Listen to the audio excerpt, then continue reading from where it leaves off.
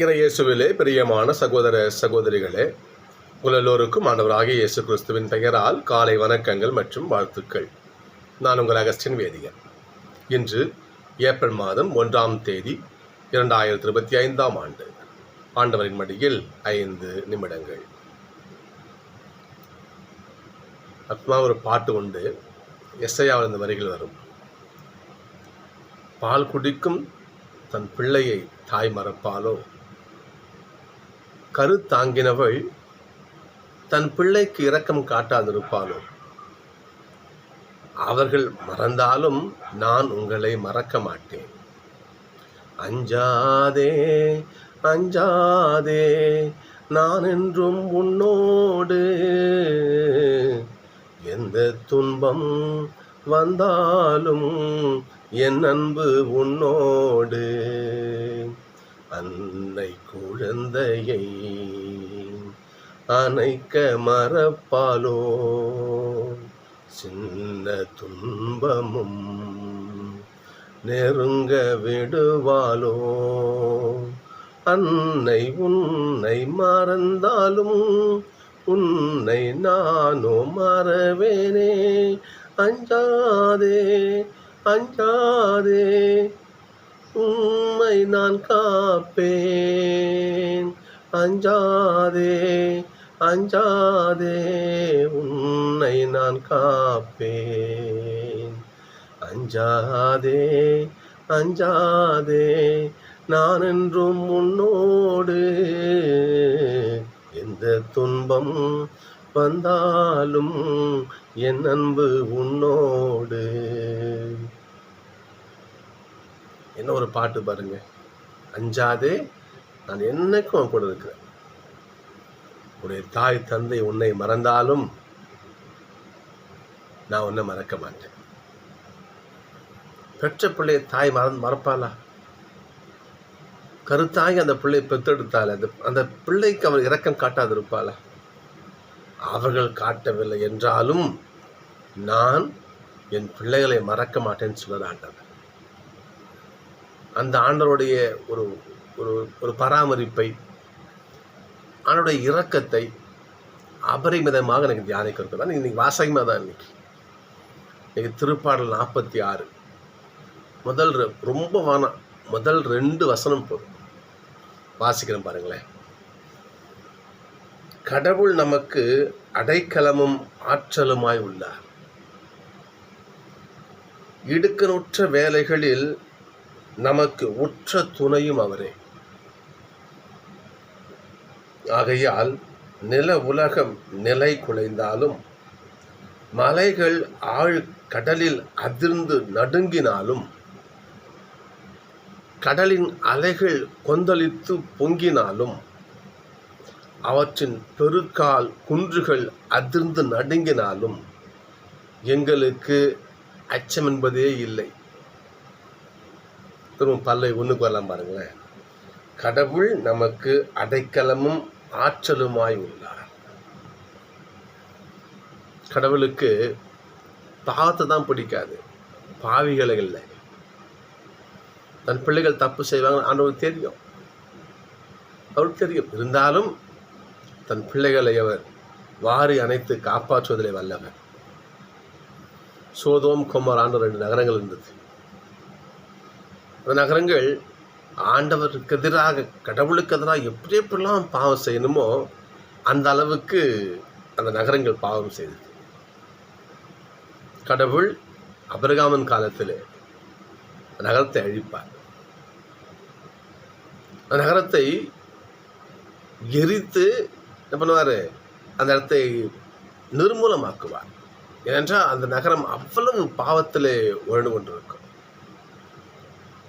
அப்போது லோத்தினுடைய மனைவி உப்பு சிலையாக இங்கே மாறி போவார். பிறகு அந்த இடம் சாக்கடல் என்று மாறிவிடும். அரபா கடல் சாக்கடல்னு மாறிடும். அந்த மக்கள் எந்த அளவுக்கு அங்கே பாவம் செய்தார்களோ அந்த கடலில் ஒரு சிறு உயிரினம் கூட வாழ்வதற்கு தகுதியற்று போனது. பாவத்தின் மொத்த விளைவாக அந்த சாக்கடல் விளங்கியதுன்னு சொல்லுவார்கள். அந்த சாக்கடல் எருசலேம் கோயிலுடைய கிழக்கு பகுதியில் அந்த கடல் இருந்தது. எசேக்கியேல் 47வது இந்த பகுதியில் அந்த கடல் இருக்கிற அந்த இடத்திற்கு எசேக்கியேல் கனவு காண்றாரு. அந்த ஒரு காட்சி அந்த காட்சியில் ஆண்டவருடைய எருசலேம் ஆண்டவர் ஆலயத்தில் திருப்பிடத்திலிருந்து தண்ணீர் புறப்பட்டு சென்று அந்த அரபா கடலில் கலக்கிறது. அந்த கடல் எல்லா உயிரினங்களும் வாழும் இடமாக மாறுகிறது. ஆண்டவருடைய அருள், ஆண்டவருடைய ஆசி அனைத்து பாவங்களையும் அழித்து இல்லையா இந்த பூவுலகை, இந்த பூவில் வாழ்கின்ற மனிதர்களை நன்மை விளையும் இடமாக மாற்றுகிறது. பழைய ஏற்பாட்டிலும் சரி, புதிய ஏற்பாட்டிலும் சரி, கடவுள் தண்ணீரை ஒரு ஒரு தன் அருளின் ஒரு கருவியாக மாற்றுவார். தன் அருள் செயல்படும் இடமாக தண்ணீரை பயன்படுத்துவார். முதலிலே செங்கடல், அந்த செங்கடல் வழியாக தன்னுடைய மாபெரும் வல்லமையை இஸ்ரேல் மக்களை காட்டுவார். செங்கடலை 2ஆக பிரித்து இந்த மக்களை காவந்து பண்ணுவார். தீமையை எகிப்து படைகள் செங்கடல் பாதியில் வந்து நிற்கும்போது தண்ணீர் மூடிக்கொள்ளும். தீமை கடவுளுடைய எதிரிகள் அழிவார்கள். தீமையை அழிக்கவும் நன்மையை கரையேற்றவும் கடவுள் தண்ணீரை ஒரு கருவியாக பயன்படுத்தினார். யோசுவா காலத்தில் என்னாகுது, யோர்தான் நதி அவர்கள் மக்களுக்கு வழி கொடுக்கும். எளிய காலத்தில் நாமான் யோர்தான் தண்ணியிலே மூழ்கி இந்த தொழுநோயை நீக்கப்பட்டு போவார். நிறைய ஆண்டவருடைய ஆசிரியருடைய இருப்பிடமாக தண்ணீரை கடவுள் எங்கே பயன்படுத்துகிறார். இன்னொன்று சொல்லுவார்கள், தூய ஆவியினுடைய ஒரு இன்னொரு ஒரு நிலையாக தண்ணீரை விவிலியம் காட்டும். அந்த தண்ணீர் வழியாக கடவுள் எவ்வாறு அற்புதம் செய்கிறார், தண்ணீரை தன் அருளின் ஊற்றாய் எப்படி மாற்றுகிறார், கடவுள் அருளின் ஊற்றாய் எப்படி திகழ்கிறார் தான் தியானம். முதல் வாசகம் தான் இன்னைக்கு. எருசலேம் ஆலயத்திலிருந்து, அதுவும் பீடத்திலிருந்து புறப்பட்ட தண்ணீர் அரபா கடலிலே பாய்கிறது. பாவத்தின் விளைவாக ஒரு உயிரினமும் வாழ தகுதியற்றிருந்த அந்த கடலானது அனைத்து உயிர்களுக்கும் அடைக்கலமாக மாறுகிறது. அந்த தண்ணீர் பாயும் இடமெல்லாம் செழுமையாகுன்னு சொல்றார்.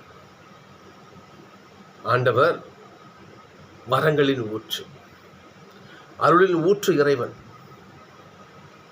இதனுடைய இந்த நிகழ்வு இயேசுவிலே சிலுவை மரத்திலே நிறைவேறுவதை நம்ம பார்க்கணும்.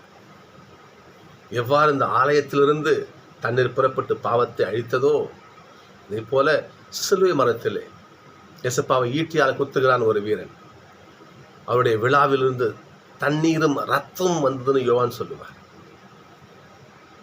அந்த தண்ணீர் ஏனென்றால் இயேசுவின் உடல் கோவிலுக்கு அடையாளமாக காட்டப்படும்.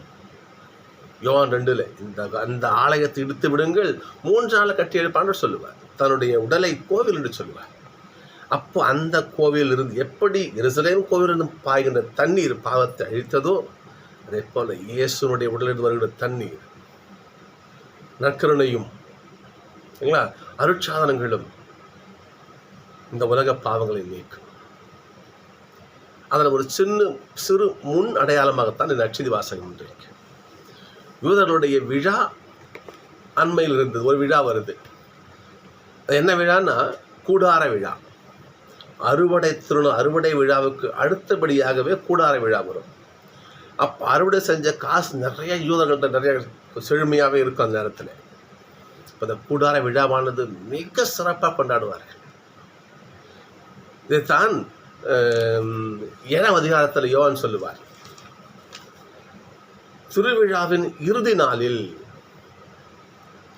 அந்த கூடார விழாவுடைய இறுதி நாள் என்ன பண்ணுவார்னா, பெரிய குரு சீலோவாம் கோயில், அங்கே ஒரு குளம் இருக்கும். அங்கே சீலோ என்பது ஆண்டவருடைய பேழை இருந்த இடம், கோயில் லாபம் வச்சுக்கணும். நம்ம அங்கே தான் சாமுவேல் அங்கே தான் வளர்க்கப்படுவார். அங்கே தான் ஏலிங்கிற குரு பணியாற்றுவார். நம்ம என்ன பண்ணலாம், 1 சாமுவேல் 1:3 வாசிக்கலாம். சீலோவாமில் ஒரு கோயில் இருக்கும். ஆண்டவருக்கான நற்கருணை பேழை, ஆண்டவருடைய இல்லம், ஆண்டவருடைய பேழை இருந்த இடம் அது. அங்கே இருக்கின்ற குளத்தில் என்ன பண்ணுவார், பெரிய குரு தண்ணீர் எடுத்துக்கொண்டு என்ன பண்ணுவார், ஊர்வலமாக போவாங்க. தண்ணீர் வந்து அந்த தண்ணீர் கடவுளுடைய ஆசீர்வாதம், அது ஊர்வலமாக போவாங்க. போயிட்டு எருசலேம் கோயில் நுழைவார்கள். அப்போதுதான் இயேசுங்க சொல்லுகிறார், இந்த தண்ணீர் உங்களுக்கு வாழ்வு கொடுக்காது, இந்த குளத்து நீர் உங்களுக்கு வாழ்வு கொடுக்காது, வாழ்வு தரும் ஊற்று நானே. யாரேனும் உங்களுக்கு தாகம்னு சொன்னார், உங்களுக்கு அந்த வாழ்வு தரும் தண்ணீர் நான் கொடுக்கிறேன் என்று எசப்பங்க சொல்லுவார். அந்த பகுதி தான் 7ஆம் அதிகாரம். இன்றைக்கு பாருங்க வாசகம், பெத்சதா குளத்தில் குளம் கலக்கப்படும். அப்பொழுது முதல்ல இறங்குகிறவர் குணமாவார், ஒரு நம்பிக்கை உண்டு இவர்களுக்கு, மக்களுக்கு. அதை இங்கே என்ன பண்ணுறார், அந்த தண்ணீர் சுகத்தை கொடுக்காது, நானே வாழ்வுதரும் ஊற்று என்று எசப்பா என்ன பண்ணுறார், தன்னால் ஒருவன் குணமாகும்படி செய்கிறார்.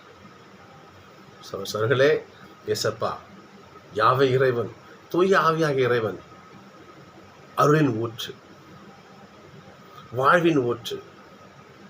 ஊற்று தண்ணீரே எந்தன் தேவ ஆவியே, ஜீவநதியே எம்மில் பொங்கி பொங்கி வா. சகோதரர்களே, அப்படி அந்த ஊற்று, ஜீவ ஊற்று நம்மிலே பொங்கி பொங்கி வர வேண்டும் என்றால், ஜீவ ஊற்றாகிய அருளில் வற்றாத ஊற்றாகிய எசப்பா மேல் நம்பிக்கை வைப்போம். எசப்பா நமக்கெல்லாம் கொடுப்பாரு, எசப்பா நம்மளை பராமரிப்பார்.